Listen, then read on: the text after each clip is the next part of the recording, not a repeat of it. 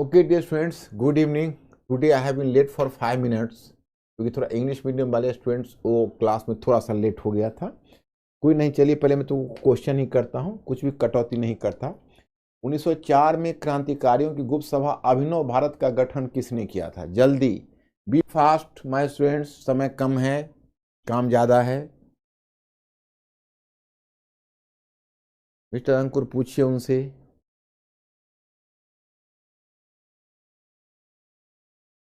Yes, B D Savarkar is the correct answer, you are right. Question number 2, स्वतंत्रता आंदोलन के दौरान भारतीय मुसलमान सामान्य रूप से उग्रवादी आंदोलन की तरफ आकृष्ट नहीं हुए, इसका मुख्य कारण क्या था? मतलब आपको बताया जा रहा है कि उग्रवादी आंदोलन के प्रति मुसलमान सामान्यतः आकर्षित नहीं हुए, तो उसका क्या कारण था? ए, मुसलमानों पर सैयद अहमद खान का प्रभाव होना, फिर उग्रवादी नेताओं का मुस्लिम विरोधी होना, फिर मुस्लिम शिक्षा के प्रति उदासीनता का भाव, और डी, उग्रवादियों द्वारा हिंदू अतीत पर बल दिया जाना। अब ये 4 चॉइस आपका है, यूपीएससी का ही क्वेश्चन है। मैं स्टूडेंट इंटेलिजेंटली चूज करना, तुम लोग इंटेलिजेंट लोग हो।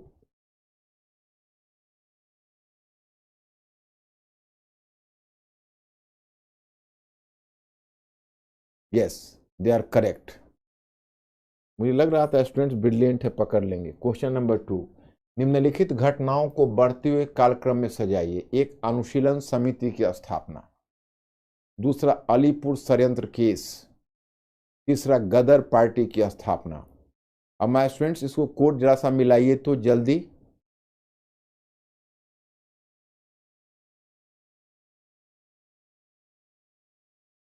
कोड मिला?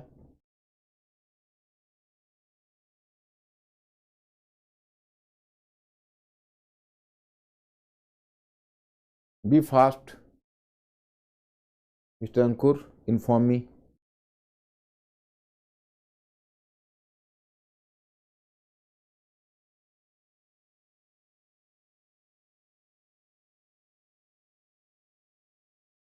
Are you confirm? देखो, अनुशीलन समिति की स्थापना होगी 1905 में, अलीपुर षड्यंत्र केस होगा 1908 में, गदर पार्टी की स्थापना होगी 1913 में। तो इसका बनेगा 1, 2 और 3, ए बन जाएगा इसका, तो ए आंसर होगा। मैं स्टूडेंट्स इसमें आप लोगों को डेट्स में थोड़ी दिक्कत हो गई होगी, कोई बात नहीं है। अनुशीलन समिति, अलीपुर षड्यंत्र केस और गदर पार्टी की स्थापना। अब चौथा, निम्नलिखित में कौन गदर पार्टी के संस्थापक थे? अभी तो गदर पार्टी मैंने पढ़ाई नहीं है, आज बताऊंगा। तो गदर पार्टी के कौन संस्थापक थे? अपनी तरफ से प्रयास करिए। जैसे इसमें है लाला हरदयाल है, भाई परमानंद है, सोहन सिंह भाकना है, जतिन मुखर्जी है। तो जरा कोशिश करिए क्या उत्तर निकलता है। अगर गलत हो तो कोई प्रॉब्लम नहीं है, कभी कभी क्वेश्चन गलत ही होना चाहिए, सारे क्वेश्चन को सही होने की आदत हो जाएगी। यूपीएससी फिर में आपको जब कुछ क्वेश्चन गलत होंगे तो आप उसको सहन नहीं कर पाएंगे, इसलिए कुछ गलत क्वेश्चन होने की भी आदत डालिए। मैक्सिमम ए है। यस, करेक्ट किया आप लोगों ने। 1, 2, 4 लाला हरदयाल है, भाई परमानंद है, सोहन सिंह भाकना है। Yes, you are correct. अब वर्ष 1907 में भारतीय राष्ट्रीय कांग्रेस के विभाजन का मुख्य कारण क्या था? वर्ष 1907 में भारतीय राष्ट्रीय कांग्रेस के विभाजन का मुख्य कारण क्या था? ए, लॉर्ड मिंटो द्वारा भारतीय राजनीति में सांप्रदायिकता का प्रवेश कराना। बी, ब्रिटिश शासन के प्रतिरोध के मुद्दे पर उदारवादी तथा उग्रवादियों के दृष्टिकोण में मौलिक मतभेद। सी, मुस्लिम लीग की स्थापना। डी, भारतीय राष्ट्रीय कांग्रेस का अध्यक्ष निर्वाचित हो सकने में अरविंदो घोष की असमर्थता। मैं स्टूडेंट्स चूज करिए, ये भी यूपीएससी का क्वेश्चन है। Yes, you are correct, B is the correct answer.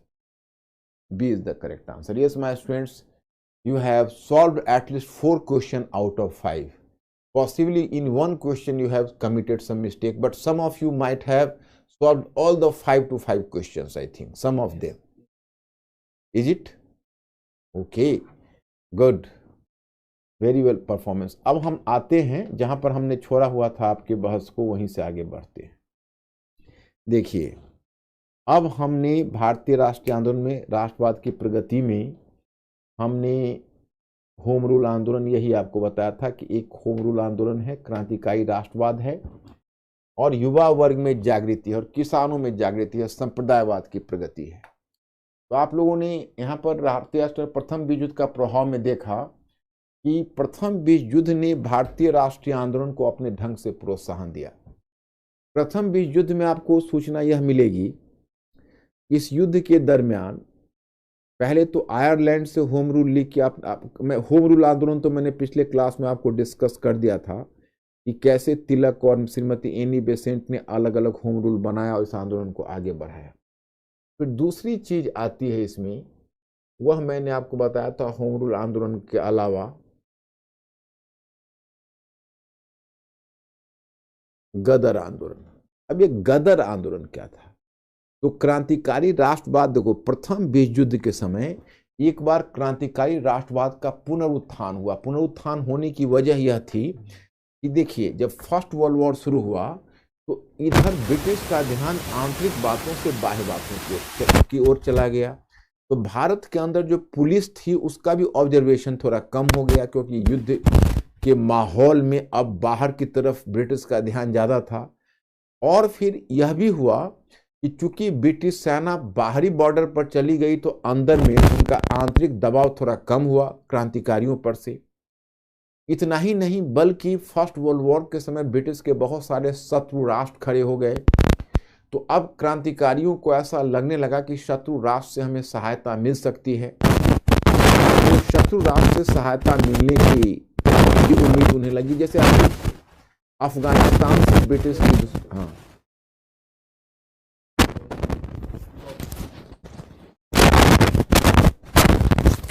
नहीं, मेरे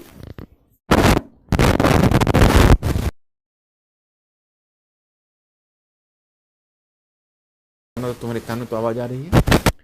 तो शत्रु राष्ट्र से मिलने की संभावना, सहायता मिलने की उम्मीद थी। जैसे अफगानिस्तान देखिए, तो अफगानिस्तान ब्रिटेन का शत्रु राष्ट्र था। तो अफगानिस्तान ब्रिटेन का शत्रु राष्ट्र था, तो अफगानिस्तान में राजा महेंद्र प्रताप जो एक भारतीय थे, उनको दो मुस्लिम नेताओं की सहायता मिली। एक था बरकतुल्ला और दूसरा था ओबैदुल्ला। उनकी सहायता से 1915 में अफगानिस्तान में उन्होंने काबुल में भारत की पहली स्वतंत्र सरकार की स्थापना की, भारत से बाहर। कभी कभी पीटी में पूछता जाता है तो ध्यान रखना। उधर भूपेन्द्र दत्त और योगेश चंद्र चटर्जी जैसे क्रांतिकारी थे, वो चले गए जर्मनी। और जर्मनी में ये जो जर्मन सरकार की सहायता से उन्होंने बर्लिन में इंडिया कमेटी की स्थापना की। बहुत सारे क्रांतिकारी थे जो अमेरिका में थे। जैसे अमेरिका में तुम देखोगे पहले ही 1913 में ही, फर्स्ट वर्ल्ड वॉर शुरू होने से पहले ही, वैसे कनाडा में थे जीडी कुमार वैंकूवर में, तो वो सक्रिय रहे थे। और कनाडा में और कनाडा में ही पश्चिमी तट पर रामनाथ पुरी थे जो सर्कुलर आज़ादी नामक पत्र का संपादन कर रहे थे। और लाला हरदयाल सोहन सिंह भाखना और भाई परमानंद ने 1913 में अमेरिका के सैन फ्रांसिस्को में उन्होंने गदर पार्टी की स्थापना की थी। तो बहुत सारे क्रांतिकारी थे जो यहाँ वहाँ चारों तरफ सक्रिय थे। अब मैं आपको यहाँ पर बताना चाहूंगा कि वीडी सावरकर एक बहुत महत्वपूर्ण क्रांतिकारी हैं। आप लोगों को भी वीडी सावरकर के बारे में जिज्ञासा होगी तो उनके बारे में, जीवन के बारे में सुना दूं। हालांकि मैं आपको बता दूं कि फर्स्ट वर्ल्ड वॉर से पहले ही वीडी सावरकर का एक तरह से जो कैरियर का एक बहुत बड़ा भाग फर्स्ट वर्ल्ड वॉर से पहले ही निकल चुका था उनका, क्योंकि फर्स्ट वर्ल्ड वॉर से पहले ही वो पकड़े जा चुके थे। हुआ था ऐसा, घटना में बताता हूं। वीडी सावरकर को मिला था एक स्कॉलरशिप पर, वो गए थे लॉ पढ़ने लंदन, और लंदन में इंडिया हाउस जो श्यामजी कृष्ण वर्मा ने स्थापित की थी उस पर सावरकर का प्रभाव हो गया। और सावरकर बड़े ही मोटिवेटिंग व्यक्तित्व थे, किसी को बहुत जल्दी मोटिवेट कर लेते थे। उसी में मदन लाल धिंगरा नामक एक इंजीनियरिंग पढ़ने गया था लंदन में, उसको मोटिवेट करके उन्होंने ही मोटिवेटेड हिम, और उसने कर्जन वाइली की हत्या कर दी। तो फिर वो उसमें पकड़ा गया। तो वो घटना वहाँ हुई और बाद में उसको मृत्युदंड, फांसी हो गई। इधर क्या हुआ कि इधर नासिक का जिला कलेक्टर था वो मिस्टर जैक्सन, उसकी हत्या हो गई। और उसमें इनके जो भाई थे बीडी सावरकर के, गणेश सावरकर, वो यहीं पर थे, रत्नागिरी में, मतलब महाराष्ट्र में ही थे। तो उन पर चार्ज आया। और क्योंकि पिस्टल क्या हुआ कि इन्होंने एक्चुअली, हुआ था ऐसा कि गणेश सावरकर को गिरफ्तार करके और गणेश सावरकर पर चार्ज करके और उनको भेज दिया गया था सजाए काला पानी। तो बीडी सावरकर को इस बात से बहुत कष्ट हुआ, और फिर उसमें जैक्सन जिला कलेक्टर का भी हाथ था। तो उन्होंने कुछ इस तरह से हुआ कि जिला कलेक्टर जैक्सन की हत्या हो गई। उसमें कहा गया कि पिस्टल वहां से बाहर से भेजा गया उसकी हत्या के लिए, जिसमें बीडी सावरकर ने भेजा, मतलब इस तरह से इन पर चार्ज लगा। तो इन पर ट्रायल शुरू हो गया उनके, मतलब मर्डर का 302, मतलब उन पर मुकदमा चल गया। तो पहले लंदन में ही वो गिरफ्तार हो गए, और यहाँ पर जैक्सन की हत्या यहाँ हुई थी। तो लंदन से उनको शिप से इंडिया लाया गया। ये 1911 की बात है। तो 1911 में शिप में जो इंडिया पे आ रहे थे, तो रास्ते में उन्होंने बड़े हिम्मत का काम दिखाया और जहाज से भागने की भी कोशिश की। तो उसमें बहुत पतले शरीर के थे, और एक जो टॉयलेट था, टॉयलेट का जो कमोड था, उसी में उनका शरीर आराम से घुस सकता था। तो उन्होंने, मैंने अपने कमोड और शरीर की नाप को उन्होंने देख लिया, पहले ही टेस्ट कर लिया, उसी में टॉयलेट गए और कमोड से उतरकर समुद्र में उतर गए। और जहाज तब तक किनारे पर आ गया था, तो किनारे, लेकिन तब तक कपड़े, कमोड में निकलने में उनको कपड़े सब खुल गए। तो एक तरह से वहां से उनको बिना कपड़े ही निकलना पड़ा। और वही किनारे पर गए, तो किनारे पर वो स्लिपरी था, तो थोड़ा सा स्लिप भी कर गए। तब तक उधर वो शिप से उनको पीछा कर दिया। तो वो फिर शिप से उतरकर भागने लगे। उसमें पब्लिक मॉब उधर से आ रही थी, फ्रांस का जगह था। तो चूंकि नेकेड अवस्था में भी थे, तो उधर से चोर चोर करके हल्ला किया, तो एक भीड़ ने उनको पकड़ ली, तो फिर वो गिरफ्तार हो गए। तो यहाँ से उनको भेज दिया गया अंडमान निकोबार। उनको 2 बार लाइफ इम्प्रिजनमेंट मिला था। 2 बार लाइफ इम्प्रिजनमेंट का मतलब है कि 1960 में जेल से छूटते हो, उतनी बड़ी सजा हुई थी। तो वही जो 2000, जब वो 2 वर्ष के करीब 18 महीने करीब उसमें रहे, तो उनको बहुत, जो सेल में रखा गया, स्पेशल सेल में रखा गया और बहुत टॉर्चर किया गया उनको। तो उन्होंने फिर मर्सी पिटीशन सरकार को दिया, और एक के बाद दूसरा मर्सी पिटीशन देते गए। लेकिन बाद में उनको 1921 में फिर उनको अंडमान से लाया रत्नागिरी, फिर यहाँ के जेल में कुछ समय रखा, 24 तक। फिर 24 में छोड़ा, तो उनको 1937 तक रत्नागिरी में नजरबंद करके रखा कि रत्नागिरी में रहना है, यहाँ से कहीं जाना नहीं। तो रत्नागिरी में रहे। 1937 के बाद जब फ्री हुए, तो हिंदू महासभा के सदस्य बन गए, और हिंदू महासभा के अध्यक्ष बन गए। तो हिंदू महासभा के अध्यक्ष के पद पर चले गए। तो उनका लाइफ में एक दूसरा टर्निंग पॉइंट आ गया। इसीलिए बीडी सावरकर का व्यक्तित्व विवादास्पद हो गया कि वो क्रांतिकारी थे या हिंदू राष्ट्रवादी थे। तो इन्हीं दोनों के बीच उनका व्यक्तित्व बटा हुआ है। तो यही आज विवाद का कारण है। और जब भी उनके भारत रत्न की बात उठती है, तो कई लोग इसी आधार पर विरोध करते हैं। तो यही मुद्दा है। आगे फिर हिंदुत्वा नाम, 1923 में हिंदुत्वा नामक पुस्तक उन्होंने लिखी थी। और फिर वो मतलब एक हिंदू राष्ट्र की बात करने लगे। तो उनमें एक हिंदू मिलिटेंसी आ गई। तो फिर उनके करियर का एक टर्निंग पॉइंट हो गया। तो खैर, बीडी सावरकर के बारे में फिलहाल इतना ही जानिए। आगे मैं नेशनल मूवमेंट के क्रम में आपको बताऊंगा। यहां पर मैं आपको बताना चाहता कि बाकी जो क्रांतिकारी थे, वो उस स्थिति से फायदा उठाया। जो क्रांतिकारी थे, लाला हरदयाल और सैन फ्रांसिस्को में उन्होंने इस पार्टी, गदर पार्टी की स्थापना की। तो गदराइट काफी सक्रिय हुए, और गदराइट, वहां के जो गदराइट्स थे, उन्होंने पंजाब के गदराइट से संपर्क किया, और दोनों गदराइट्स के बीच संपर्क हुआ। और फिर एक तिथि भी तय हुई, 21 फरवरी 1915 को, जब पेशावर से लेकर चिटगांव तक जितने भी इंपॉर्टेंट साम्राज्यवादी संस्थान है, उस पर हमला किया जाना था। सब कुछ तय हो गया। लेकिन तभी ये बात खुल गई। तो सरकार ने धरपकड़ शुरू कर दी, सिंगापुर में कुछ छिटपुट विद्रोह हुए, लेकिन कोई खास विद्रोह नहीं हो सके। 1915 तक क्रांतिकारी राष्ट्रवाद को सरकार ने दबा दिया। लेकिन क्रांतिकारी राष्ट्रवाद को भले ही दबा दिया जाए, लेकिन इतना ध्यान रखिएगा कि क्रांतिकारी राष्ट्रवाद एक वैकल्पिक धारा के रूप में हमेशा रही। और जिस समय राष्ट्रीय आंदोलन की मुख्य धारा या कांग्रेस की राजनीति में शिथिलता आई तो क्रांतिकारी राष्ट्रवाद ने लोगों में विरोध की चेतना को जगाए रखा और अभूतपूर्व बलिदान का उदाहरण देकर भारतीयों में राष्ट्रवाद की भावना को हमेशा जागृत किया। और फर्स्ट वर्ल्ड वॉर में क्रांतिकारी राष्ट्रवाद की इस घटना ने ब्रिटिश को जरूर डरा दिया। तो फर्स्ट वर्ल्ड वॉर के बाद जो रॉलेट एक्ट लाया जाएगा, जिसमें भारतीयों को मतलब बिना वारंट की गिरफ्तारी की बात की जाएगी, उस पर कहीं ना कहीं क्रांतिकारी राष्ट्रवाद का ही प्रभाव है। तो एक धारा तो फर्स्ट वर्ल्ड वॉर में, जो कि देखो अब डेकेड बाय डेकेड बढ़ रहे हो, अब ध्यान कर लो, हमने पहले लाया आपको 1907 से 1914 तक, याद है। अब आप लोग 1914 से 1919 में आ रहे हो। तो 1914 से 1919 में आपका एक क्वेश्चन बनता है कि प्रथम विश्व युद्ध का भारतीय राष्ट्रीय आंदोलन पर प्रभाव। तो आप ध्यान कर लो, आप सिर्फ नहीं पर वैसे नहीं पढ़ रहे हो, आप इंटीग्रेटेड पढ़ रहे हो, आप एक से दूसरे को जोड़कर पढ़ रहे हो। इस बात को आप हमेशा ध्यान रखना कि आपको इंटीग्रेटेड पढ़ना है, इंटीग्रेटेड समझना है, इंटीग्रेटेड काम करना है। तो दूसरी प्रवृत्ति हमने दिखाई वो है गदर या क्रांतिकारी राष्ट्रवाद की। इसके अलावा अब किसानों में जागृति कैसे, युवा वर्ग का मोहभंग कैसे होगा। तो युवा वर्ग में मोहभंग ऐसे होगा कि पहले युवा वर्ग सोचते थे कि अरे ब्रिटिश पश्चिमी सभ्यता एक बहुत ही प्रगतिशील सभ्यता है, पश्चिम के जो लोग हैं वो काफ़ी विकसित है और पश्चिम वह विकास के उस स्तर पर पहुंच चुका है जहां बाकी महाद्वीप नहीं पहुंच पाए हैं।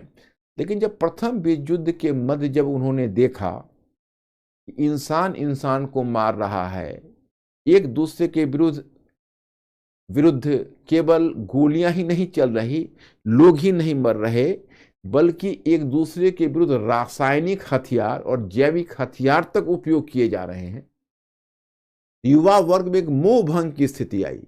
उनको पश्चिम की श्रेष्ठता पर से विश्वास हिल गया।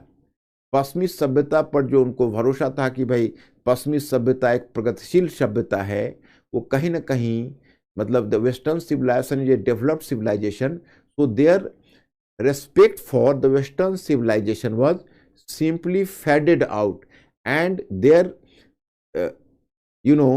their praise for and their approach for the supremacy of western civilization was simply shattered to pieces. Now they came to realize that in no way the western civilization is the better to the oriental or the Indian civilization and other civilizations. तो मतलब कहीं ना कहीं जो पश्चिमी सभ्यता की श्रेष्ठता की जो भावना थी, वो पश्चिमी सभ्यता की श्रेष्ठता की भावना को धक्का लगा। अब किसानों में जागृति कैसे आई वो बताना चाहता। जैसे देखिए फर्स्ट वर्ल्ड वॉर में अ मेजर और you can say a major contingent of Indian army was just sent to west and Europe and they had to work on the different fronts. They were fighting on the different war fronts in France, in many other countries against Germany and so on. तो लगभग 10 lakh 1 million से अधिक soldiers भेजे गए और वो different मोर्चे पर लड़ रहे थे। मैं आपको बताऊं कि कई बार तो भारतीय सैनिकों ने बड़ा साहस दिखाया। जैसे वो जर्मन बॉर्डर पर लड़ रहे थे तो जर्मन लोग तो बिल्कुल ही आप कह सकते हो कि जो जर्मन सोल्जर्स थे वो नॉर्मली एक बेसिक जो वॉर डिसेंसी है उसका भी उपयोग नहीं करते थे, and they are not going to follow the even the basic war norms. तो they were ready even to use mustard gas. Mustard gas एक रासायनिक हथियार होता है. तो सोल्जर्स के नाक में जो मस्टर्ड गैस लगते थे तो नाक में ब्लीडिंग होने लगती थी. उस समय इंडियन सोल्जर्स ने अपने रुमाल को भिगाकर और नाक पर रखकर उसके बाद वो फाइट करते रहे. इंडियन सोल्जर्स ने कई मोर्चे पर अपनी हिम्मत भी दिखाई. अब क्या हुआ कि बाहरी विश्व से उनका वास्ता पड़ा. सबसे बढ़कर जो ये सब सोल्जर्स थे उनको पश्चिमी सभ्यता की जो श्रेष्ठता का विश्वास था वो विश्वास को धक्का पहुंचा और वो पश्चिम की बहुत सारी नई नई असलियत से वाकिफ हुए. और जब वाकिफ होने के बाद जब रिटर्न हो के अपने देश में वापस आए, ये सब सोल्जर्स तो गांव से आए थे, आप समझ सकते हो. तो फिर अपने अपने गांव को वापस गए तो गांव के चौपाल पर उनका स्वागत हुआ, क्योंकि आप समझ सकते हो कि वैसे भी जो विदेश से आते हैं तो गांव में उनकी विशेष इज्जत आज भी होती है। और अब जबकि उस समय विदेश जाना अपने आप में बहुत बड़ी बात थी, और वह विदेश से आए थे, यूरोप से आए थे, और यूरोप के बारे में उनके पास बहुत सारी कहानियां थी, तो गांव के चौपाल पर उनका बहुत जमकर स्वागत हुआ। और उनसे पूछा गया, जब घटनाएं पूछी गई तो उन्होंने घटनाओं का जो वृत्तांत बताया, तो कुछ बढ़ा चढ़ाकर अपनी वीरता बताई, और पश्चिम वाले सोल्जर्स की कहानियों को मैंने उनको और छोटा करके दिखाया। तो किसानों में भी एक साहस हुआ कि हम लोग बेकार पश्चिम वालों से, हम बेकार साहब लोगों से डर रहे हैं, साहब लोग कोई हमसे मजबूत ज़्यादा नहीं है, साहब लोग हमसे कोई बेहतर नहीं है। तो कहीं ना कहीं किसानों में भी एक आत्मविश्वास आया कि हम भी साहब लोगों से टकरा सकते।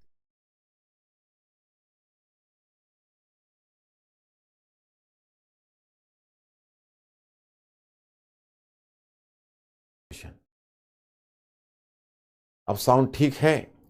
तो कहीं ना कहीं उनको ऐसा लगने लगा था कि भाई जो हमारा जो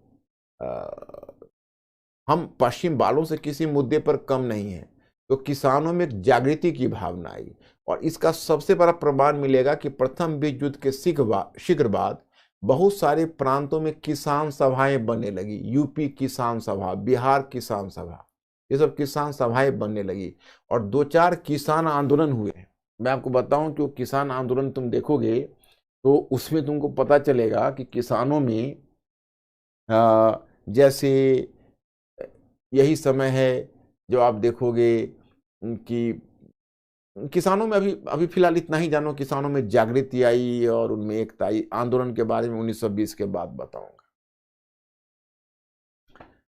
तो देखो, अब हमारा जो अपना एक डायग्राम होता है, उस डायग्राम की तरफ आपका ध्यान इंगित करना चाहूंगा। देखिए, इसमें आप देखो, होम रूल आंदोलन, क्रांतिकारी राष्ट्रवाद की प्रगति, युवा वर्ग में जागृति, किसानों में जागृति, यह है राष्ट्रवाद की प्रगति। अब ध्यान रखना, हम स्वतंत्रता और विभाजन की तरफ बढ़ रहे हैं। हम 1919 तक पहुंचे, हमें पहुंचना है 1947 तक। एक धारा हमारी राष्ट्रवाद की आएगी और दूसरी धारा हमारी संप्रदायवाद की आएगी। ओके, तो संप्रदायवाद की धारा मैं आपको दिखाना चाहता हूं। उसी में आप संप्रदायवाद की धारा में 1916 का लखनऊ पैक्ट देखोगे। आप कहोगे लखनऊ पैक्ट में क्या बुरा है? मैंने आपको बताया था कि एक्चुअली 1906 में जब मुस्लिम लीग की स्थापना हुई थी तो मुस्लिम लीग ब्रिटिश राज पक्षधर थी। ओके, तो मुस्लिम लीग ब्रिटिश राज पक्षधर थी, उसने आरंभ से ही ब्रिटिश के पक्ष में निर्णय लेने का सोचा। लेकिन 1910 के बाद मैंने आपको बताया था पिछले क्लास में, याद होगा, कि धीरे धीरे मुस्लिम लीग पर जो राष्ट्रवादी रुझान वाले नेता थे उनका प्रभाव बढ़ने लगा। और जब राष्ट्रवादी रुझान वाले नेताओं का प्रभाव बढ़ने लगा, इसमें मोहम्मद अली, शौकत अली, हाकिम अजमल खान, हसन इमाम, जाफर अली खान, मौलाना अबुल कलाम आज़ाद, इन सब का प्रभाव बढ़ने लगा। तो इसका परिणाम हुआ कि 1913 में मुस्लिम लीग ने भी स्वराज्य अथवा स्वशासन के लक्ष्य को अपना लिया। कांग्रेस ने उसको 1906 में ही अपना लिया था। तो जब मुस्लिम लीग ने स्वराज्य के लक्ष्य को अपना लिया तो अब उद्देश्य के स्तर पर मुस्लिम लीग कांग्रेस के निकट आ गई। तो जब मुस्लिम लीग कांग्रेस के निकट आई उद्देश्य के स्तर पर, तो इसका सीधा सा परिणाम हुआ कि दोनों के बीच एक पैक्ट हुआ 1916 में लखनऊ में। लखनऊ पैक्ट में यह तय हुआ कि अब दोनों मिलकर ब्रिटिश के समक्ष स्वराज्य की मांग रखेंगे, दोनों मिलकर। That's a good thing. लेकिन बदले में कांग्रेस को एक बहुत बड़ा त्याग करना पड़ा। आप लोगों की निगाह पर है वह त्याग क्या है? मेरे स्टूडेंट्स की निगाह पर है कि 1916 के लखनऊ पैक्ट का बुरा पक्ष क्या था। अंकुर, जरा सा मेरे स्टूडेंट्स से पूछो, ये लोग तो ब्रिलियंट लोग हैं, इन लोगों को पता है कि 1916 के लखनऊ पैक्ट में कांग्रेस से क्या गलती हुई? पूछ के बताओ, कोई बता पा रहे हैं कि नहीं? मैंने पृथक निर्वाचन तो पहले ही आ गया था 1909 में। लखनऊ पैक्ट ने क्या किया, ये मेरे स्टूडेंट लोग बताएं।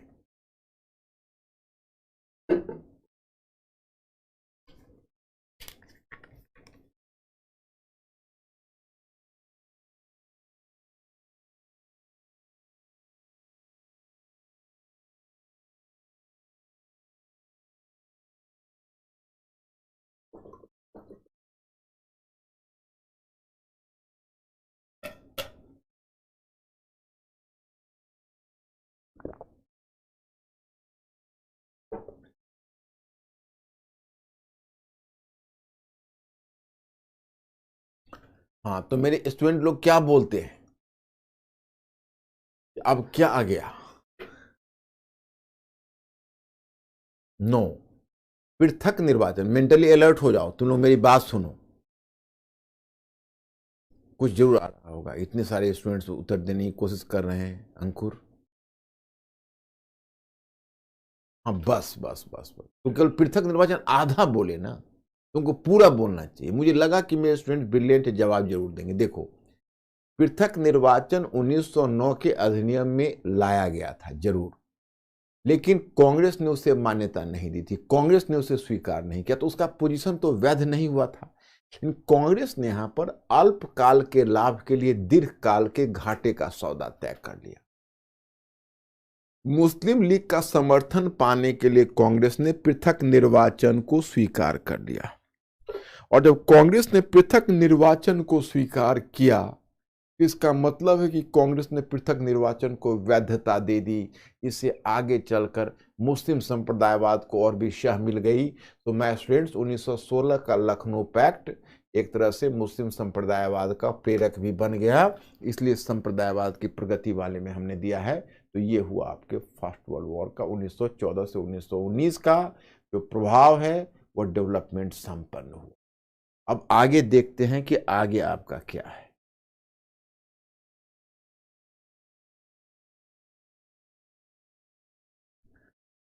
इसमें एक क्वेश्चन मैंने मॉडल करके दिया है, और आप लोगों ने मॉडल आंसर मेरे क्वेश्चन को देखा होगा तो आप लोग समझ गए होंगे। अभ्यास प्रश्न है कि प्रथम विश्व युद्ध ने भारतीय राष्ट्रीय आंदोलन में अंतर्राष्ट्रीय आयाम जोड़ दिए, इस कथन का परीक्षण कीजिए। मतलब एक प्रश्न दिया गया है कि प्रथम विश्व युद्ध ने भारतीय राष्ट्रीय आंदोलन में अंतर्राष्ट्रीय आयाम जोड़ दिए, इस कथन का परीक्षण कीजिए। अब इसमें मैं तुमसे नहीं पूछने जा रहा हूं बच्चों कि ये क्वेश्चन को पहचानो कि हाइपोथेटिकल है या आर्गुमेंटेटिव, क्योंकि ऑलरेडी ये प्रश्न विश्लेषण के कीवर्ड्स को पहले ही दे दिया गया है कि यह प्रश्न अपने स्वरूप में हाइपोथेटिकल है। कीवर्ड्स है प्रथम विश्व युद्ध, राष्ट्रीय आंदोलन तथा अंतर्राष्ट्रीय आयाम। जैसे हम क्वेश्चन का जब उत्तर लिखते हैं तो उसमें कीवर्ड होना चाहिए, यहाँ कीवर्ड के रूप में दिया गया है। उत्तर है भारतीय राष्ट्रीय आंदोलन पर प्रथम विश्व युद्ध का प्रभाव दो रूपों में व्यक्त होता है। प्रथम, राष्ट्रीय आंदोलन में तीव्रता आई, दूसरे वो अंतर्राष्ट्रीय परिप्रेक्ष्य से जुड़ गया। इसे निम्नलिखित रूप में समझा जा सकता है। मतलब इसमें राष्ट्रीय आंदोलन में तीव्रता भी आई और दूसरी अंतर्राष्ट्रीय परिप्रेक्ष्य से जुड़ गया। एक है स्वराज अथवा स्वशासन की मांग को लोकप्रिय बनाने के लिए तिलक एवं एनी बेसेंट के द्वारा पृथक होम रूल लीग का गठन कर होम रूल आंदोलन चलाया गया। होम रूल शब्द आयरलैंड से लिया गया था, अतः यह आयरिश स्वशासन के विचार से प्रभावित था। यह अंतर्राष्ट्रीय आयाम है क्योंकि आयरलैंड से लिया गया, आयरिश स्वशासन के विचार से। आयाम का मतलब होता है, क्या कहोगे, डायमेंशन। अंग्रेजी में उसको डायमेंशन कहते हैं। डायमेंशन से काम चल जाएगा अंकुर। पक्ष, पक्ष, इस पक्ष को। दूसरा, उसी प्रकार भारत एवं भारत से बाहर युवाओं द्वारा क्रांतिकारी राष्ट्रवादी घटनाओं को अंजाम दिया गया। इनमें सबसे महत्वपूर्ण भूमिका गदर आंदोलन ने निभाई। यह वह काल था जब भारतीय क्रांतिकारी वैश्विक स्तर पर होने वाले साम्राज्यवाद विरोधी आंदोलन के प्रभाव में आ गए थे। एक अंतर्राष्ट्रीय आयाम गदर आंदोलन के रूप में अंतर्राष्ट्रीय परिप्रेक्ष्य देख रहे हो।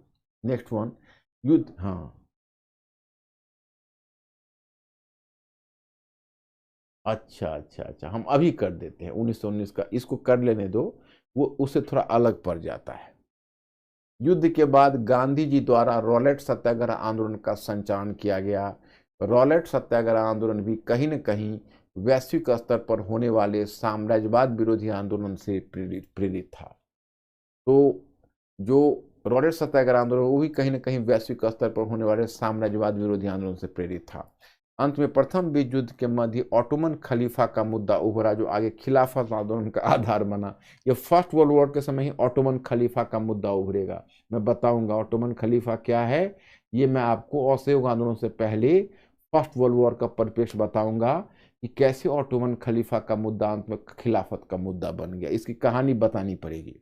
नेक्स्ट वन, इसके अतिरिक्त विदेशी मोर्चे से लौटते हुए सैनिक किसानों के बीच में जागृति ला रहे थे, अतः इस काल में अनेक किसान सभाएं गठित हो रही थी। इस प्रकार प्रथम विश्व युद्ध ने भारतीय राष्ट्रीय आंदोलन में अंतर्राष्ट्रीय आयाम जोड़ा। यही है 4-5 मुद्दे। जब क्वेश्चन आंसर जो होता है, जैसे जैसे तुम्हारी अंडरस्टैंडिंग बनेगी वैसे क्वेश्चन आंसर तुम्हारा और भी कंफर्टेबल होता जाएगा। अब देखिए, अब पीछे तुम लोगों का एक 1919 का भारत शासन अधिनियम है। अब देखिए,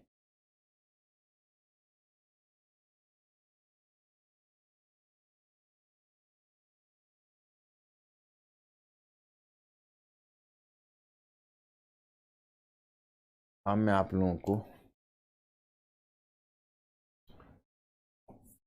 1919 का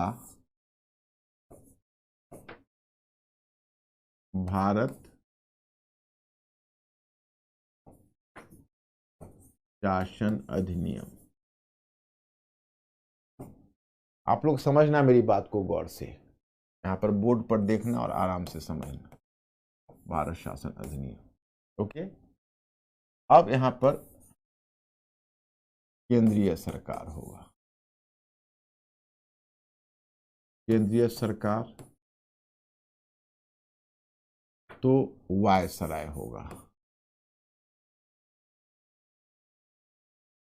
और वायसराय के नीचे इसकी काउंसिल होगी वायसराय की। काउंसिल में तो आपको पता ही है कि अब कार्यपालिका थी, इसमें वायसराय था, उसके बाद 7 मेंबर्स टोटल थे। अब इसमें मेंबर्स की संख्या बढ़ गई क्योंकि 1919 तक 3-4 भारतीयों को भी काउंसिल में ले लिया गया। तो अब वायसराय की एग्जीक्यूटिव काउंसिल है, कार्यपालिका परिषद है काउंसिल, उसमें अब कुछ भारतीय सदस्यों को भी लिया गया है। उसके बाद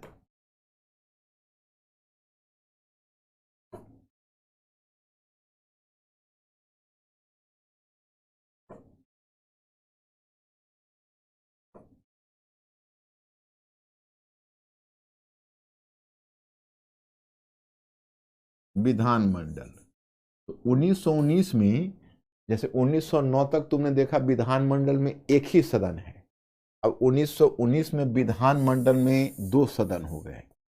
प्रथम सदन राज्य परिषद था, प्रथम सदन और द्वितीय सदन। तो अब विधानमंडल में ऊपर 2 सदन हो गए। लेकिन इसमें आप देखते हो कि चलो दोनों सदनों में निर्वाचित मेंबर्स तो दिया गया है, लेकिन निर्वाचित मेंबर्स दिए जाने के बाद भी विधानमंडल में सरकारी सदस्य बहुत ज्यादा है, आरक्षित सीटें बहुत ज्यादा है, तो ऊपर कुछ भारतीयों के लिए कोई खास कोई ऊपर भागीदारी सत्ता में है नहीं। अब देखिए नीचे क्या है, यहां तो तुम देख रहे हो कि वायसराय है, वायसराय किसी के प्रति उत्तरदायी नहीं है। वायसराय विधानमंडल के मंत्रिमंडल से सरकार नहीं चलाती, केंद्रीय विधानमंडल का काम केवल कानून बनाना है, लेकिन सरकार में केंद्रीय विधानमंडल की कोई भागीदारी नहीं है, बल्कि वायसराय अपने काउंसिल या परिषद की सहायता से सरकार चला रहा है, और केंद्रीय विधानमंडल केवल कानून बनाने में हिस्सा लेती है, उस पर भी सरकार का नियंत्रण है। अब यहां पर देखते हो प्रांत, तो प्रांत में जो विधानमंडल है वो एक सदनीय ही, तो प्रांत में गवर्नर है, प्रांत में गवर्नर है, और गवर्नर के बाद यहां है विधानमंडल। जैसे केंद्र में 2 सदन वाली विधानमंडल है, तो प्रांत में एक ही सदन वाली विधानमंडल है। अब इसमें जो देखोगे कि निर्वाचित मंत्री,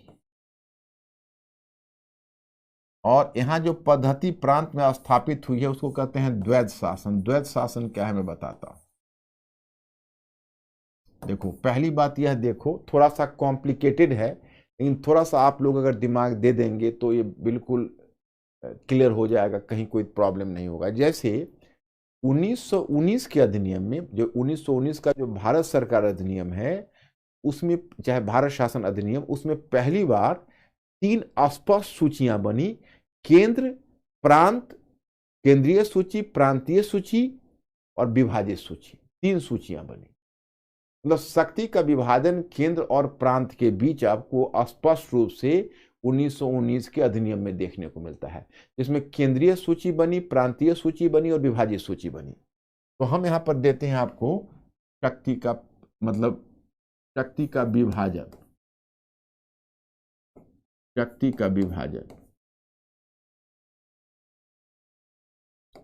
तो शक्ति के विभाजन में आप देखते हो केंद्रीय सूची है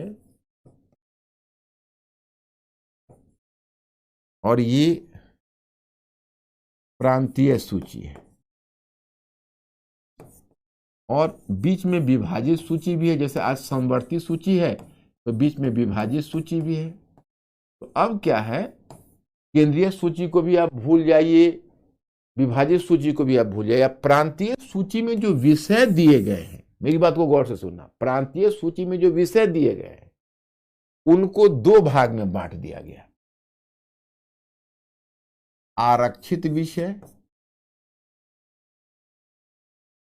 आरक्षित विषय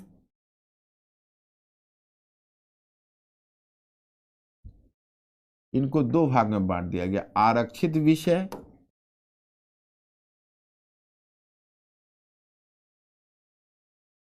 और हस्तांतरित विषय।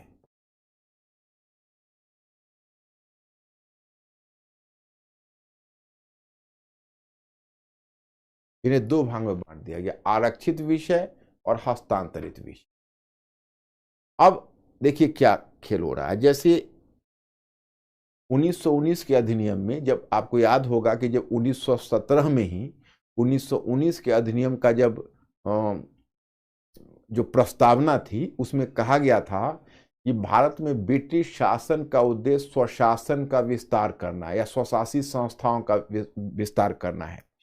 तो उसके इस घोषणा से श्रीमती एनी बेसेंट जो होम रूल आंदोलन चला रही थी तिलक के साथ, वो इतना उत्साहित हो गई कि उन्होंने एक तरह से आंदोलन को वापस ले लिया। उनको लगा कि अब आंदोलन करने का फायदा नहीं है, ब्रिटिश तो स्वयं स्वशासन दे रही है। ये मैं श्रीमती एनी बेसेंट की बात बता रहा हूं। लेकिन जो 1919 का अधिनियम लाया उसमें स्वशासन जैसी कोई चीज नहीं थी, द्वैत शासन था। द्वैत शासन जैसे केंद्र के स्तर पर भारतीयों को कोई शक्ति में भागीदारी नहीं, वायसराय है, वायसराय अपनी काउंसिल की सहायता से शासन करता है। केंद्रीय विधानमंडल में 2 सदन हैं जो केवल विधि बनाएगा।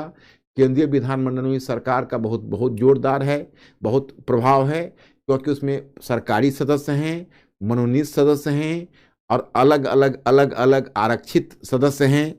उनमें बहुत सारे लैंडलॉर्ड को अलग सीटें दी गई है, उनका अलग प्रतिनिधित्व है।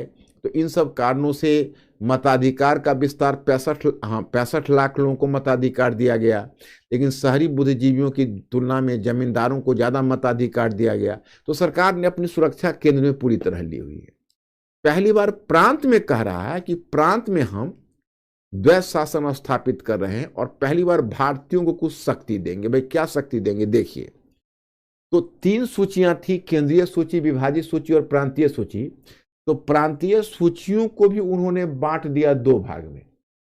एक कर दिया आरक्षित विषय, दूसरा कर दिया हस्तांतरित विषय। तो जितने भी महत्वपूर्ण विषय थे, जैसे वित्त, फाइनेंस, जैसे सिंचाई, इरिगेशन, जैसे जेल और कानून व्यवस्था, उस सबको रख दिया आरक्षित विषय में, रिजर्व सब्जेक्ट। और ट्रांसफर्ड सब्जेक्ट्स में जो 4 सबसे जो कम महत्वपूर्ण उनके लिए थे, जैसे देखिए शिक्षा, स्वास्थ्य, स्थानीय स्वशासन और कृषि। माने कृषि, स्थानीय स्वशासन, शिक्षा और स्वास्थ्य, इन 4 विषय को हस्तांतरित विषय में रख दिया। और इधर जो विधानमंडल है उसमें जो निर्वाचित मंत्री परिषद है, उस मंत्री परिषद के सुझाव से, अब यहीं पर उलझने का चांस है माय स्टूडेंट, ध्यान रखना। इस निर्वाचित मंत्री परिषद के सुझाव से गवर्नर हस्तांतरित विषय पर निर्णय लेगा, हस्तांतरित विषय पर। और आरक्षित विषय पर निर्णय लेगा मनोनीत मंत्रियों की सहायता से। मतलब गवर्नर ने अपने मंत्रियों को भी 2 भाग में बांटा है। एक है कि विधानमंडल का जो बहुमत पार्टी है उससे उसने एक मंत्री परिषद बनाई है जो निर्वाचित मंत्री हैं, उनसे केवल हस्तांतरित विषयों पर निर्णय लेगा। और एक कुछ अलग मंत्री बनाया है जो सरकारी खेमे से है, जिसको मनोनीत करके लाया है, जो निर्वाचित नहीं है, उसे आरक्षित विषय पर निर्णय लेगा। तो मतलब कुल मिलाकर जो निर्वाचित सरकार है उसको तो 4 ही पावर मिले ना, 4 ही पावर मिले। सोचिए, कृषि, स्थानीय स्वशासन, शिक्षा और स्वास्थ्य, इतनी सी पावर दी। और जब भारतीयों ने डिमांड किया कि देखिए आप हमको इतनी पावर क्यों दे रहे हो, तो कहा कि देखिए आप भारतीय लोग अपनी सरकार को चला पाओगे कि नहीं इस पर मुझे संदेह है, तो पहले थोड़ा सा पावर देकर देखता हूं, फिर इतनी पावर तुमने चला लिया तो आगे और भी शक्ति दूंगा। वो भी क्या है, प्रोविजन, ध्यान रखना। इन्होंने कहा कि मैं पहले आपको द्वैध शासन देता हूं, आप प्रांत में थोड़े से पावर का इस्तेमाल करके सरकार चलाइए, फिर हम 10 वर्षों के बाद एक कमीशन बनाएंगे और उस कमीशन इस बात की तहकीकात करेगा कि आप सरकार चलाने लायक है या नहीं, और जब और आपको और शक्ति दी जाए या नहीं, आपको जो शक्ति दी गई है उसका आपने सही संचालन किया है अथवा नहीं। और जब जो कमीशन अप्रूव कर देगा कि नहीं आप चलाने लायक हैं, तब हम आपको और भी शक्ति देंगे। बताइए बताइए। तो इस प्रकार से मैं आपको बताना चाहता हूं कि इस प्रकार से तो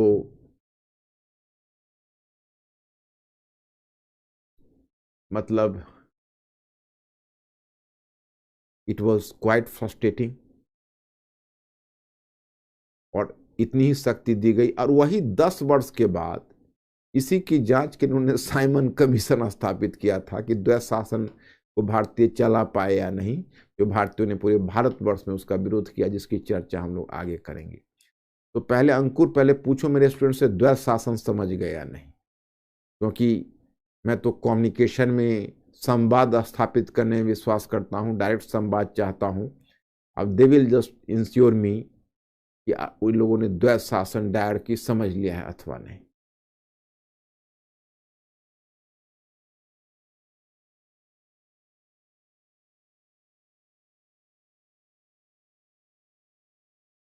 और जो नहीं समझा उसको दिक्कत क्या है, सामने आओ ना, मैं एक एक को समझाने के लिए बैठा हुआ हूं।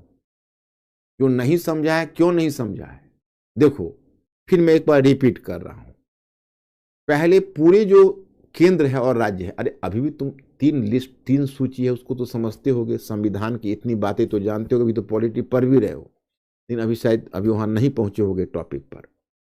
जैसे केंद्रीय सूची, राज्य सूची, समवर्ती सूची, 3 सूचियां भी है ना। इस तरह 3 सूचियां बनी थी 1919 में, केंद्रीय सूची, प्रांतीय सूची और विभाजित सूची। तो केंद्रीय सूची को भूल जाओ, प्रांतीय सूची को भूल जाओ, विभाजित सूची में तुम याद रखो कि विभाजित सूची में विभाजित सूची भूल जाओ, केंद्रीय सूची भूल जाओ, केवल प्रांतीय सूची याद रखो। प्रांतीय सूची में जो भी विषय थे उनको 2 भाग में बांट दिया गया, एक को आरक्षित विषय कहा गया और दूसरे को हस्तांतरित विषय। और जितने चुन चुन के अच्छे विषय थे उसको आरक्षित में रख लिए, और जो सबसे सामान्य विषय थे जिसको संचालित नहीं कर सकते थे उसको उन्होंने हस्तांतरित में डाल दिया। बहुतों को आरक्षित में रख लिया, कुछ को हस्तांतरित में डाल दिया, और जिसको नहीं कर सकते थे तो वो हस्तांतरित में डाल दिया, और सब बाकी जितने भी इंपॉर्टेंट विषय थे उसको आरक्षित में रख लिया। और उधर उन्होंने जो प्रांत में विधानमंडल है उसके निर्वाचित सदस्यों से जो मंत्रिपरिषद बनी, तो गवर्नर को कहा गया कि आप निर्वाचित मंत्रियों के परामर्श से हस्तांतरित विषय पर निर्णय लीजिए, जबकि गवर्नर आरक्षित विषय पर निर्णय अपने द्वारा मनोनीत मंत्रियों की सहायता से लेते। तो निर्वाचित सरकार को तो 4 ही विषय मिले ना, जो हस्तांतरित विषय थे, जिसमें शिक्षा, स्वास्थ्य, स्थानीय स्वशासन और कृषि जैसे क्षेत्र मिले। और बाकी तो जितने फाइनेंस से लेकर और जितने भी सिंचाई वगैरह जितनी इंपॉर्टेंट चीजें हैं उसको तो आरक्षित में रख लिया, तो इसी को कहा द्वैत शासन। ऊपर से कहा कि 10 वर्ष के बाद हम कमीशन बनाएंगे, और जब कमीशन यह तय करके बता देगा कि हाँ आपने सुचारू रूप से अपने दायित्व का निर्वाह किया, तो हम और भी शक्तियां आपको प्रदान।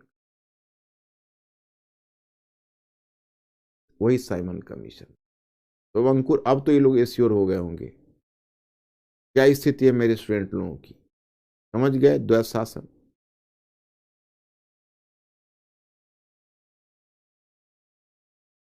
क्लियर है?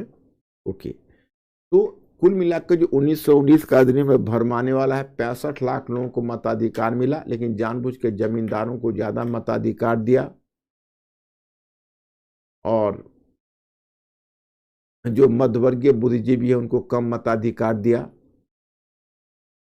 देखो 1909 में जो पृथक निर्वाचन को लाया गया था, 1919 के अधिनियम में औपचारिक रूप में 1919 के अधिनियम में औपचारिक रूप में पृथक निर्वाचन की आलोचना की गई। 1919 के अधिनियम में औपचारिक रूप में पृथक निर्वाचन की आलोचना की गई, परंतु व्यवहार में नए क्षेत्रों में पृथक निर्वाचन का विस्तार हुआ। नए क्षेत्रों में किसमें? तो व्यवहार में उसका विस्तार, सिखों को भी पृथक निर्वाचन दे दिया गया, एंग्लो इंडियन को दिया गया, यूरोपियंस को दिया गया, जबकि सैद्धांतिक तौर पर उसकी आलोचना की गई। तो यही है 1919 का अधिनियम, और आगे अब हम इसकी चर्चा फिर करेंगे। तो यही चीज मैं आपको समझाना चाहता था 1919 के अधिनियम में। तो यहां तक तो हो गया, हम लोग 1919 तक बच्चे पहुंच गए। अब आपका जो नेक्स्ट टॉपिक बनता है वो बनता है 1920 से 1929, लेकिन उससे पहले गांधी जी को स्टेज पर लाना है और पहले गांधीवाद को समझना है। तो गांधीवाद को समझना फिर हम लोगों के लिए चुनौती होगी, और वहीं से हम लोग आगे बढ़ेंगे। तो आज मैं शुरू कर देता हूं, लेकिन आज तो होगा नहीं। हम गांधी के जो आरंभिक जीवन है उस आरंभिक जीवन की चर्चा से आज शुरू करेंगे।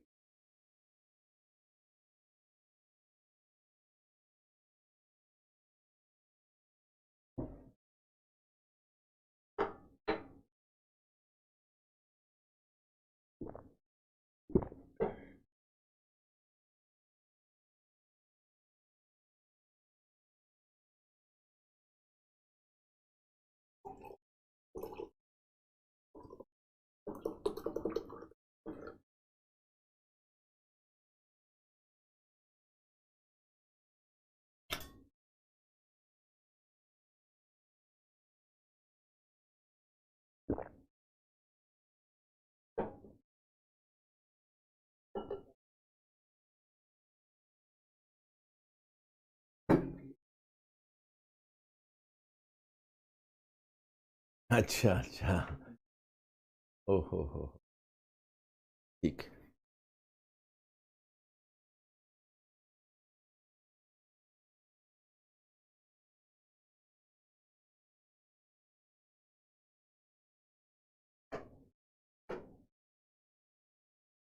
देखो एक डायग्राम मैंने पहले आपको दिया है, गांधी विचारधारा एवं कार्यक्रम, गांधी के उदय की परिस्थितियां, गांधी जी की भारतीय राजनीति में व्यापक स्वीकृति के कारण, गांधी के मुख्य आंदोलन चंपारण और वो उधर है, और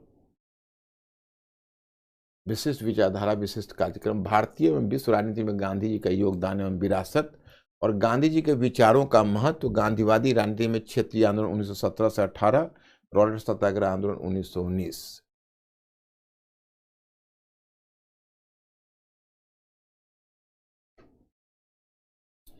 अब देखो गांधी जी के उदय पर हम बाद में जाएंगे, पहले आपको मैं देखिए, गांधी जी का जन्म 2 अक्टूबर 1869 को पोरबंदर में हुआ था, और गांधी जी जब 7 वर्ष की उम्र में थे, उनके जो पिता और दादाजी उनके पूरे परिवार थे, जाति से तो बनिया थे, लेकिन ऑक्यूपेशन उनके फैमिली का हुआ करता था मैनेजरशिप। वो बड़े बड़े स्टेट में मैनेजर के पद पर होते थे। उनके दादाजी भी रहे थे, उनके पिताजी भी रहे थे। तो 7 वर्ष की उम्र में थे तब वो पोरबंदर से राजकोट आ गए, और राजकोट में ही जो रजवाड़ा था, शासक थे उसके यहाँ, उनके पिताजी मैनेजर थे। तो बचपन में जो गांधी जी का लालन पालन हुआ वो बड़े ही उदार धार्मिक वातावरण में हुआ। उनके घर में जब शाम में गोष्ठी लगती थी, उसमें वैष्णव बैठते थे, वैष्णव संत, जैन, मुस्लिम, और खुलकर धर्म पर परिचर्चा होती थी। तो बचपन से ही उनका मस्तिष्क पर धर्म का प्रभाव तो था, लेकिन बहुत गहरा धार्मिक उदारता का प्रभाव था। धर्म के मामले में वो बचपन से ही उदार हुए, और उनकी जो माता थी पुतली बाई, वो बड़ी धर्मनिष्ठ महिला हुआ करती थी। तो उनकी व्यक्तित्व का भी गांधी जी पर प्रभाव पड़ा। गांधी जी ने अपने माई एक्सपेरिमेंट विद ट्रूथ में लिखा हुआ है कि मैं अपने जीवन में ना अपने शिक्षक से और ना मैं अपने माता पिता से कभी भी झूठ बोला, झूठ नहीं बोला। स्कूली शिक्षा, स्कूल में उनकी शिक्षा पूरी हुई। मीडियोकर स्टूडेंट ही थे, बहुत ब्रिलियंट नहीं थे। और फिर उनको जब क्लास 12 की शिक्षा पूरी की तो हुई कि अब उनको कहाँ पढ़ाया जाए। शादी भी कम उम्र में हो गई, तो यही सोचा गया कि उनको बैरिस्ट्री की शिक्षा दी जाए, क्योंकि अगर अच्छे बैरिस्टर बनते हैं तो घर का आर्थिक बोझ थोड़ा कम करेंगे, अच्छी कमाई से, मोटी कमाई होगी। कम उम्र में शादी हो गई, पिताजी गुजर गए, बड़े भाई ही गार्जियन थे। एक तरह से परिवार ने कर्ज लेकर उन्हें बैरिस्ट्री पढ़ाई लंदन में। और जब लंदन में उन्होंने अपनी बैरिस्ट्री की शिक्षा पूरी की तो आए, बॉम्बे में प्रैक्टिस भी शुरू की, बॉम्बे हाई कोर्ट में। लेकिन एक लॉयर के रूप में बहुत चल नहीं पाए, परिवार पर आर्थिक बोझ ही था। तभी 1893 में एक कंपनी थी जिसका नाम था दादा अब्दुल्ला कंपनी। तो दादा अब्दुल्ला कंपनी है, वो दादा अब्दुल्ला कंपनी ने गांधी जी को एक साउथ अफ्रीका में एक मैटर दिया। एक साउथ अफ्रीका में दादा अब्दुल्ला कंपनी की मुकदमा लड़ने उनको जाना था। अब जब दादा अब्दुल्ला कंपनी का मुकदमा लड़ने वो जाते हैं, और वह काम, वह ऑक्यूपेशन या वह अवसर गांधी जी को इसलिए मिला कि कोई जो वरिष्ठ लॉयर है वो साउथ अफ्रीका जाना पसंद नहीं करते, तो गांधी जी जैसे कोई जूनियर लॉयर ही जा सकते, तो इनको हायर किया गया। एक जेंटलमैन थे, वो डरबन उतरे, और डरबन से जब वो प्रिटोरिया जा रहे थे, एक ट्रेन यात्रा में, तो बड़ा इवेंटफुल घटना हो। डरबन से प्रिटोरिया जाने में उन्होंने एक जेंटलमैन की तरह सूट नेकटाई पहना हुआ था, फर्स्ट क्लास के टिकट कटाई, अपने आप को बोनाफाइड पैसेंजर समझते थे, ना जाने का ट्रेन में यात्रा करने की कोई वजह नहीं थी। और जब वे प्रिटोरिया के लिए प्रस्थान किया और ट्रेन के फर्स्ट क्लास कंपार्टमेंट में बैठे, तो कुछ गोरों ने ऑब्जेक्ट कर दिया कि आप कलर्ड लोग इस क्लास में सफर नहीं कर सकते। जब गांधी जी ने प्रतिरोध किया तो उनको बड़ा अनसेरेमनियसली ट्रेन से बाहर उठाकर फेंक दिया गया, प्लेटफॉर्म पर गिरे, थोड़ी चोट भी लगी, और उससे भी ज्यादा चोट तो मन की चोट लगी। रात में वो वहीं वेटिंग हाउस में बैठते, वेटिंग रूम में बैठे हुए सोचते रहे, और यहाँ के गोरे लोगों के अत्याचारों के विषय में गणना करते रहे। सुबह होते ही एक न्यूज़पेपर था जिसका नाम था नेशनल एडवर्टाइजर। वो नेशनल एडवर्टाइजर में उन्होंने एक लेटर भेजा, is it civilization? Is it justice? Is it western like? क्या यही सभ्यता है, यही न्याय है, या यही पश्चिमी वालों का गुमान है, उनका व्यवहार ऐसा है? और फिर उन्होंने एक भारतीय कम्युनिटी को इनवाइट किया। देखो बच्चों, मैं आप लोगों से अनुरोध करूंगा कि गांधी जी पर तो मैं बहुत सारी बातों की चर्चा करूंगा, विशेषकर एकेडमिक पॉइंट ऑफ व्यू से ही, जो आपके लिए परीक्षा उपयोगी हो, क्योंकि मैं आपको बताऊं कि गांधी जी के विषय में इतनी कहानी है, इतना वर्क है कि बहुत सारे भारत की यूनिवर्सिटी है जिसमें गांधीयन थॉट, एक अपने आप में गांधीयन थॉट पढ़ने के लिए सेपरेट डिपार्टमेंट बना हुआ है। उस पर लोग अलग उनकी कक्षाएं चलती है, उन पर अलग रिसर्च होता है। तो गांधीयन थॉट ऐसा है कि वर्ल्ड की बहुत सारी यूनिवर्सिटी में पढ़ाए जाते हैं। तो गांधी जी अपने आप में एक इतना बड़ा अध्याय है जिसको लोग पढ़े तो महीनों पढ़ते रह जाए।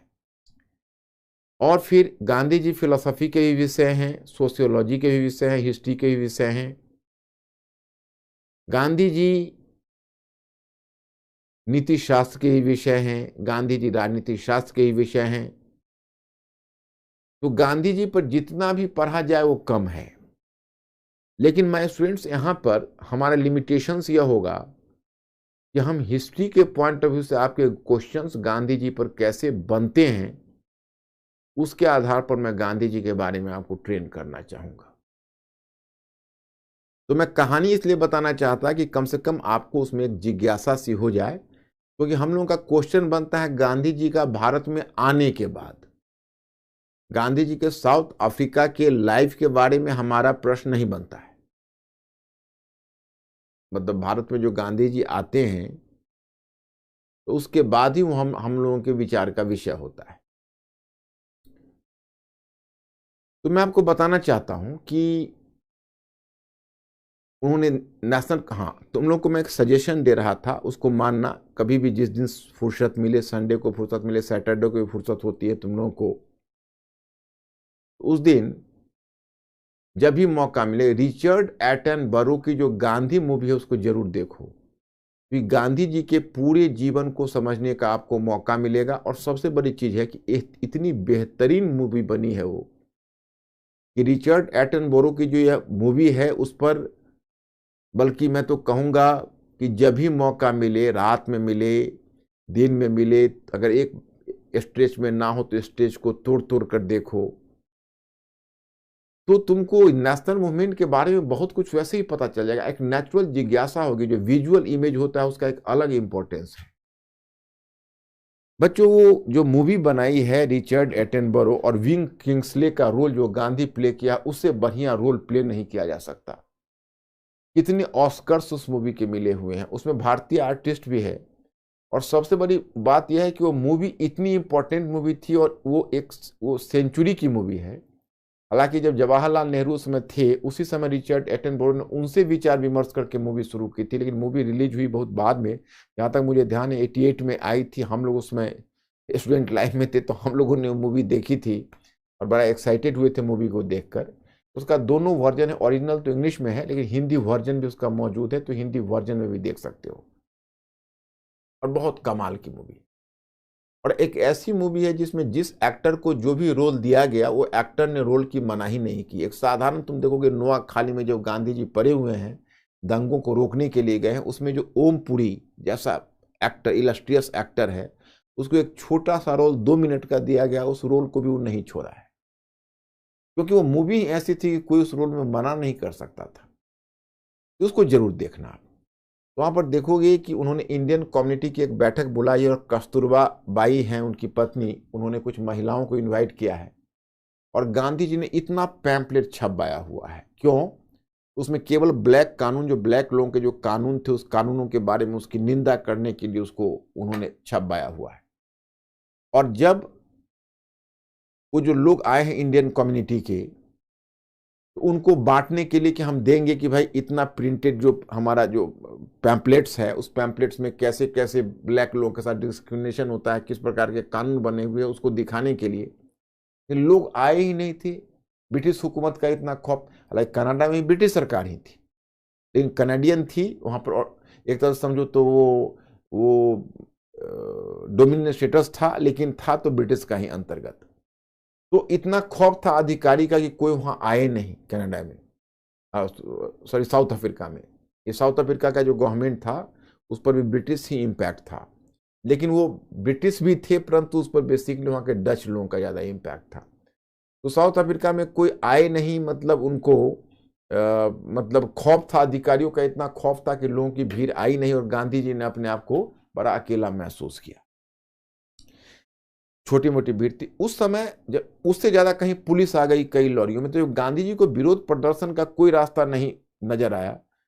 तो जब पुलिस आ गई तो वहां सामने एक उलाव जल रहा है, देखोगे उसमें गांधी जी ने 2-4 पैम्पलेट ऐसे फेंका, पुलिस ने जमकर लाठी मारी, गांधी जी गिर गए, फिर उठकर खड़े हुए और फिर 2-4 पैम्पलेट फेंका, फिर उन्होंने, पुलिस ने लाठी मारी, फिर गांधी जी गिर गए, फिर उठे, फिर 2-4 पैम्पलेट फेंका। यहीं से गांधी जी का सत्याग्रह का आइडिया डेवलप किया कि भाई हम सत्याग्रही के प्रति घृणा का भाव न रखकर, उसके प्रति कोई आक्रोश और घृणा का भाव न रखकर, लेकिन अन्याय का प्रतिकार हम अंत तक करते रहेंगे, और एक समय ऐसा आएगा कि अन्यायी को पिघलना पड़ेगा। कुछ आलोचकों ने उनको कहा कि गांधी जी का जो सत्याग्रह है वो हिटलर और मुसोलिनी जैसे जो क्रूअल तानाशाह है उनके विरुद्ध उपयोगी नहीं होगा। तो गांधी जी ने बड़े गर्व से कहा कि चाहे कोई भी धातु कितना कठोर क्यों न हो, उसे किसी खास तापमान पर पिघलना ही पड़ता है। तो आप समझ सकते हैं कि उन्होंने इस तरह से सत्याग्रह उनका डेवलप हुआ। हालांकि वहां पर तो वो मूवमेंट कोई खास नहीं चल पाया। अब गांधी जी 1 वर्ष के लिए गए थे दादा अब्दुल्ला कंपनी के कॉन्ट्रैक्ट पर, उनका 1 महीना बचा था, और गांधी जी का टाइम अब पूरा हो गया था, और गांधी जी इंडिया लौटने वाले थे। घर वाले भी इंतजार कर रहे थे, कुछ पैसे वैसे लेकर आएंगे, अर्न करने गए हैं।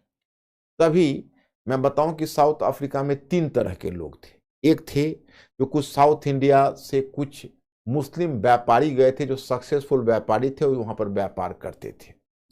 दूसरे गए थे जिसको एक शब्द आप लोग सुनोगे, अनुबंधित श्रमिक, आपने गिरमिटिया का नाम सुना होगा। अनुबंधित श्रमिक को इंडेंचर्ड लेबर कहते हैं। उसमें होता यह था कि जैसे लोग गरीब लोग होते थे भारत में, आप तुम देखते हो कि ब्रिटिश नीति के कारण गरीबी तो चारों तरफ छाई हुई थी, रोजगार के अवसर नहीं थे, अकाल भूखमरी की स्थिति होती थी। तो लोग क्या करते थे, यहाँ से जो गरीब लोग थे वो 10 वर्ष 15 वर्ष का कॉन्ट्रैक्ट पर साइन करके अनुबंधित श्रमिक के रूप में, कॉन्ट्रैक्ट लेबर के रूप में यहाँ से चले जाते थे। उनको अलग अलग कामों में भेज दिया जाता था। कहीं पर गन्ना की खेती में लगा दिया जाता था, कहीं पर जैसे लैटिन अमेरिका में त्रिनाद जमाइका आदि में, कहीं पर रेलवे कंस्ट्रक्शन साइट पर लगा दिया जाता था, कहीं पर कारखाने में लगा दिया जाता था। तो जब 10 या 15 वर्ष में जब उनका अनुबंध पूरा हो जाता था तब उनको देश लौटने की बात होती, परंतु देश में तो जो माता पिता थे वो भी मर चुके होते थे, घर बार उनके पास कुछ होता नहीं था, वो सब टूट फाट के इधर उधर हो चुका होता था। तो यहाँ आके बेचारे कैसे जिएंगे, तो वहीं पर क्या करते थे कि उनका अनुबंध समाप्त हो जाता था, तो एक तरह से उनकी वैधता तो समाप्त हो जाती थी, तो अवैध तरीके से वहीं बस जाते थे और वहीं रहने लगते थे। इनको कहते थे एक्स इंडेंचर्ड लेबर। तो साउथ अफ्रीका में 3 तरह के लोग थे। एक थे कुछ मुस्लिम मर्चेंट्स जो सक्सेसफुल थे और व्यापार कर रहे थे। दूसरे थे जिसको इंडेंचर्ड लेबर कहो, जो करार पत्र श्रमिक के रूप में गए थे और वहां रह रहे थे। और तीसरे थे एक्स इंडेंचर्ड लेबर, जिनका करार पत्र या अनुबंध समाप्त हो चुका था परंतु गैर कानूनी ढंग से साउथ अफ्रीका में रह रहे। तो गांधी जी जब आने वाले थे तभी, क्योंकि देखो वहां पर साउथ अफ्रीका में अलग अलग प्रोविंस है, जैसे ट्रांसवाल प्रोविंस था, औरांग फ्री स्टेट था, नेटाल एक प्रोविंस था, केप एक प्रोविंस था। तो नेटाल जो प्रोविंस गांधी जी वहीं ठहरे थे, तो नेटाल प्रोविंस है, तो वहाँ का जो मतलब जो प्रोविंशियल सरकार थी, जो प्रांतीय सरकार थी, नेपाल का जो प्रोविंस की जो सरकार थी, उसने एक नया सिटीजनशिप कानून लाया था। और उस नए कानून के तहत जो बहुत सारे भारतीय थे, जिसमें एक्स इंडेंचर्ड लेबर थे और कुछ मुसलमान मर्चेंट्स थे, उन सबको देश से उनकी नागरिकता को रद्द करने की बात हो रही थी। नागरिकता रद्द करके इनको यहाँ से बाहर भेज दिया जाए। वो लोग घबरा गए। अब मुस्लिम मर्चेंट्स में सक्सेसफुल थे, उन लोगों का बिजनेस एस्टेब्लिशमेंट था, वहाँ से उनका तो पूरा का पूरा इकोनॉमी खराब हो जाती, लेकिन उन लोग के पास पैसा तो था, लेकिन पढ़े लिखे वैसे नहीं थे, तो उनके पास कोई लीगल नॉलेज नहीं था, और लीगल नॉलेज रखने वाले केवल गांधी जी ही थे, और दूसरा कोई लॉयर वहाँ अवेलेबल नहीं उनको हो पाता था, जो भी था लॉयर व्हाइट लॉयर था। तो अब उस गांधी जी से उन्होंने हाथ जोड़ के विनती की कि आप हम लोगों के खातिर 1 महीना साउथ अफ्रीका में आप रह जाइए प्लीज।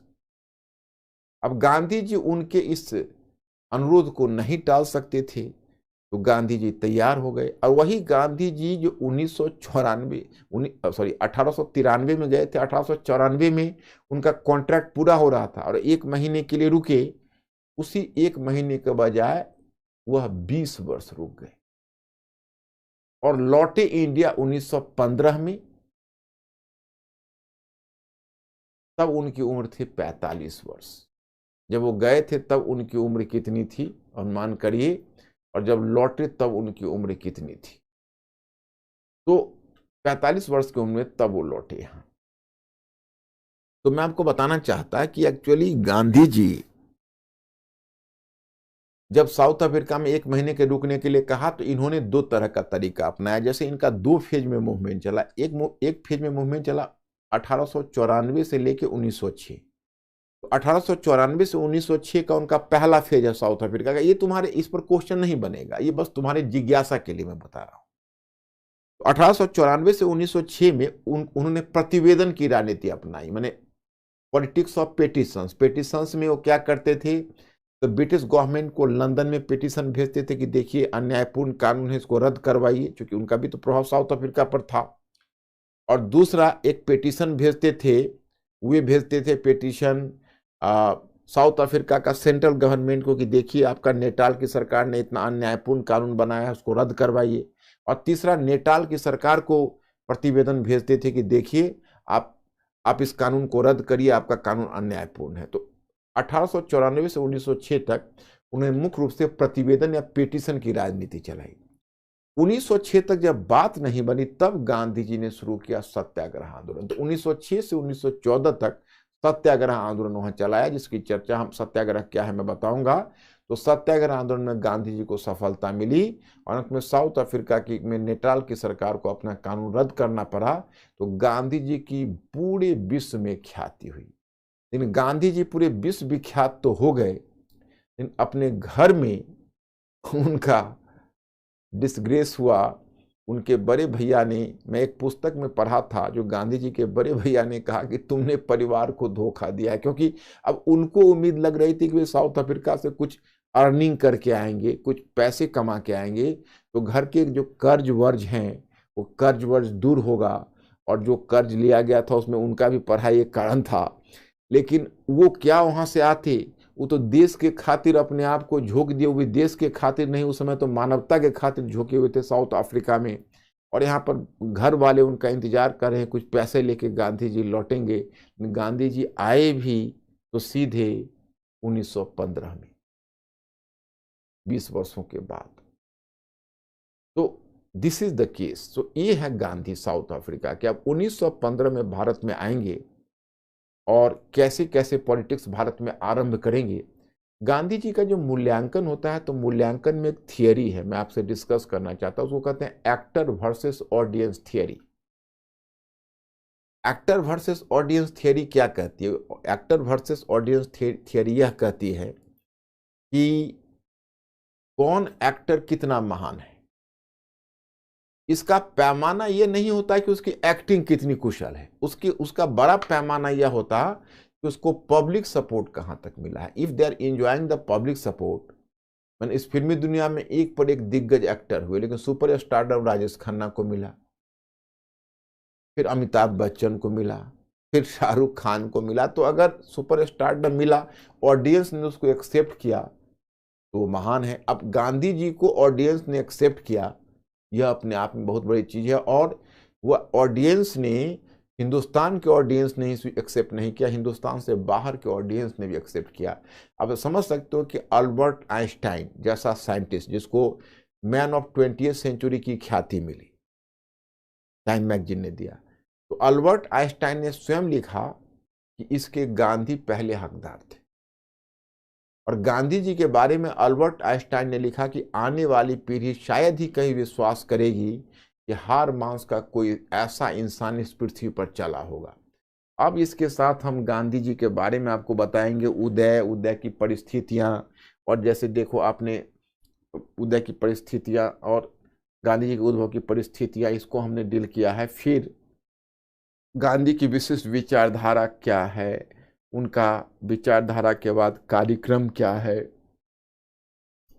गांधी की विशिष्ट कार्यक्रम क्या है, अफवाहों की भूमिका क्या है उनकी सफलता में, विश्व राजनीति में, भारतीय विश्व राजनीति में गांधी जी का योगदान क्या है, वर्तमान में गांधी जी के विचारों का महत्व क्या है, क्षेत्रीय आंदोलन यहाँ से चंपारण, अहमदाबाद, खेड़ा शुरू होगा, इन आंदोलन का निम्नलिखित लाभ सामने आया, फिर रॉलेट सत्याग्रह आंदोलन शुरू होगा और यहीं पर जाके आपका टॉपिक समाप्त होगा। आज ही मैंने टॉपिक आपको भिजवाया है, आप लोग पढ़ लीजिएगा।